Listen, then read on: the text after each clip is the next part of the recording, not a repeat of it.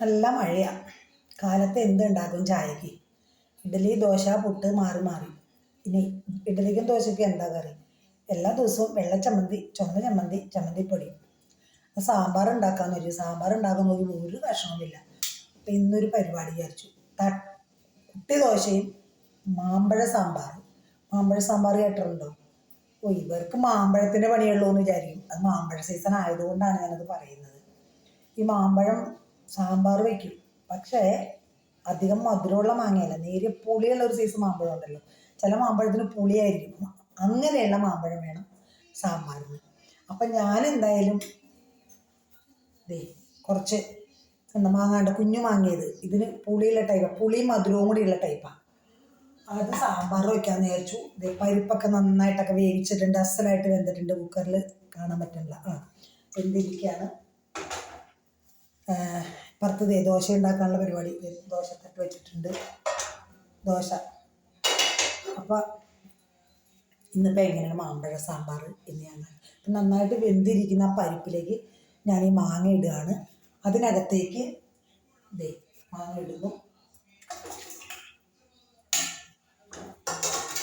അതിനകത്തേക്ക് ആവശ്യത്തിന് ഉപ്പുപൊടി, മഞ്ഞൾപ്പൊടി, മുളക് പൊടി, ഒരു പച്ചമുളക് ഇടുക, വേണമെങ്കിൽ ഇത്തിരി കരിവേപ്പില ഇടാം. അത് വെന്ത് വരുമ്പോൾ നമുക്ക് അടുത്ത പരിപാടി എന്താണെന്ന് ഞാൻ കാണിച്ചു തരാം. മാങ്ങ ഇവിടെ അടുപ്പത്ത് വെച്ചിട്ടുണ്ട്. വെറുതെ തുറന്ന് വെച്ചേക്കാം, അടയ്ക്കൊന്നും വേണ്ട. ലേശം മുളക് പൊടിയും മഞ്ഞൾപ്പൊടി മാത്രമേ ഞാൻ ഇട്ടിട്ടുള്ളൂ. പിന്നെ ഇവിടെ ദോശ. ഇന്നിപ്പോൾ നെയ് റോസ്റ്റ് പോലെയല്ല, തട്ടുദോശ ഉണ്ടാക്കാമെന്നാട്ടോ വിചാരിച്ചിരിക്കുന്നത്. ചെറിയ ദോശ.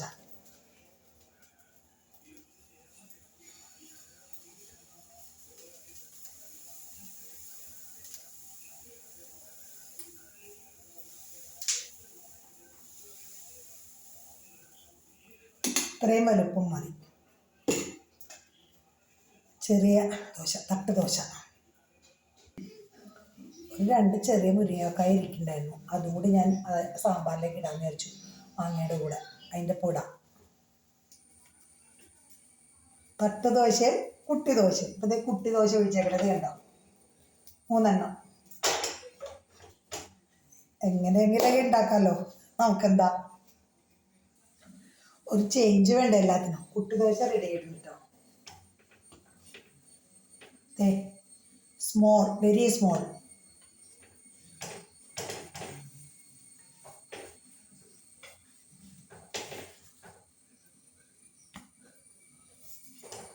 വേണ്ടോ, ചെറുതാണ്, തീരെ ചെറിയ ദോശയാണ്.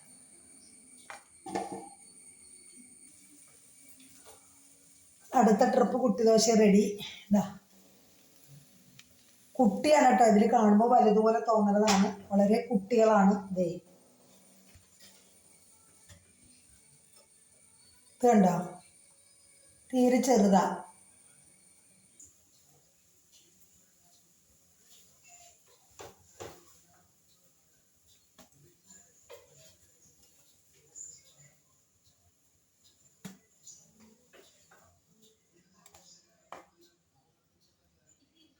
നമ്മുടെ സാമ്പാർ കഷ്ണം, അതായത് മാമ്പഴം വെന്തിട്ടുണ്ട്.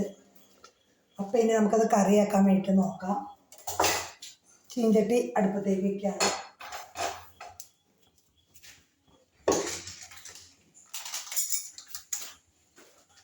വളരെ പെട്ടെന്ന് തീരും. നമുക്കിനി ഒന്ന് കടുക് വറുത്തിടണം.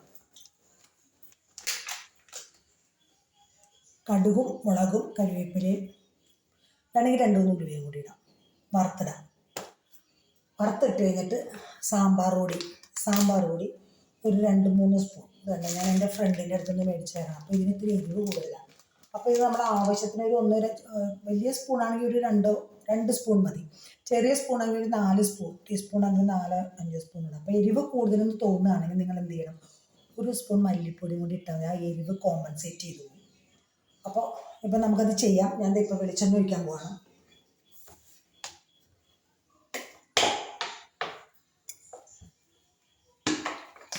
പെട്ടെന്ന് പറഞ്ഞ സമയം കൊണ്ട് ദോശ റെഡി. ദോശയുടെ പരിപാടി കഴിഞ്ഞിട്ടോ. എണ്ണ ചൂടായി, ഞാൻ കടുക് ഇടാൻ പോവാണേ. 2 കടുക്.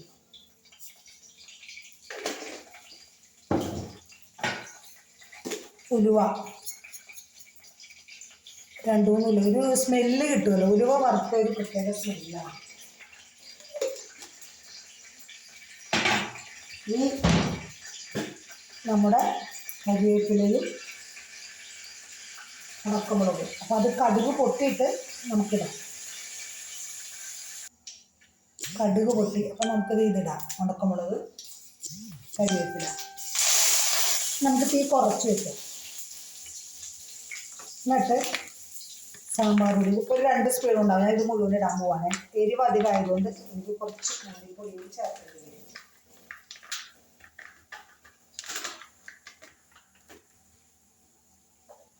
ഞാനൊരു സ്പൂൺ ഈ സ്പൂണിന് 1 സ്പൂൺ മല്ലിപ്പൊടിയും കൂടി ഇടുകയാണ്. ആ എരിവ് ഒന്ന് കോമ്പൻസേറ്റ് ചെയ്യാൻ വേണ്ടി.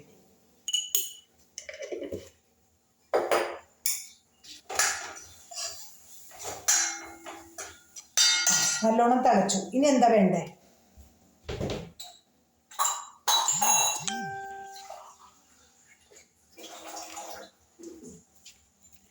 നമുക്ക് ആവശ്യത്തിന് വെള്ളം ഒഴിക്കണം. കുറച്ച് ഒഴിച്ചിട്ടുള്ളൂ, കാരണം അതിനകത്ത് സാമ്പാറിൽ അതിനകത്ത് പരിപ്പും അതിൽ ഒഴിച്ച് വെച്ചേക്കണമെങ്കിൽ കുറച്ച് വെള്ളമുണ്ട്. അപ്പോൾ ഇതിനകത്ത് നമുക്ക് ആവശ്യത്തിന് അറിയാം എന്തോരം ഗ്രേവിക്ക് എന്തോരം കൊഴുപ്പ് വേണമെന്നുള്ളതനുസരിച്ച് ഒഴിക്കാം. ഞാൻ ഇതിലിപ്പോൾ 1 ഗ്ലാസ് ഒഴിച്ചു. 1 ഗ്ലാസ് ഒഴിച്ചിട്ടുണ്ട്.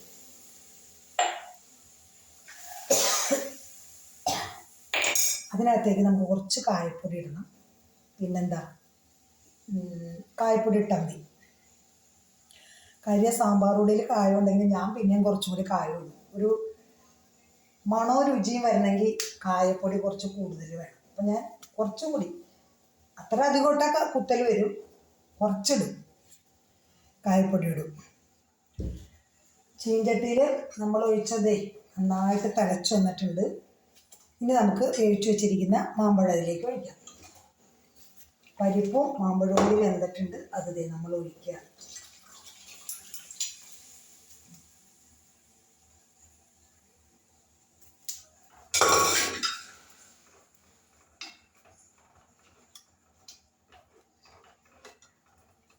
മാമ്പഴ സാമ്പാർ റെഡി. ശരിക്കും ഇത് കണ്ട നമ്മുടെ സാമ്പാറിൻ്റെ പോലെ തന്നെയാണ്. കണ്ട കളറൊക്കെ കണ്ട, സ്മെല്ലും വരുന്നുണ്ട്. നിങ്ങൾക്ക് സ്മെല്ല് ചെയ്യാൻ പറ്റില്ല. അപ്പോൾ സ്മെല്ലും സാമ്പാറിൻ്റെ തന്നെ കറക്റ്റ്. പുളിയുള്ള മാങ്ങ ആയതുകൊണ്ടേ നമുക്ക് വേറെ പുളി ഒഴിക്കണ്ട. അപ്പം അതാണ് വ്യത്യാസം. കുഴപ്പമില്ല. കുറച്ച് ഉപ്പ് കുറവാണ്, നേരെ ഉപ്പും കൂടി ഇട്ടാൽ ഓക്കെ. സാമ്പാർ റെഡി. അപ്പോഴത്തേക്ക് ഇത് കണ്ടോ, ദോശ റെഡി ആയിട്ടുണ്ട് കേട്ടോ. കുട്ടി ദോശകളാണ്. എന്തെങ്കിലുമൊക്കെ ഒരു ചേഞ്ച് വേണ്ടേ? അപ്പോൾ ഇന്നിപ്പോൾ കുട്ടി ദോശയും മാമ്പഴ സാമ്പാറും. ഓക്കേ.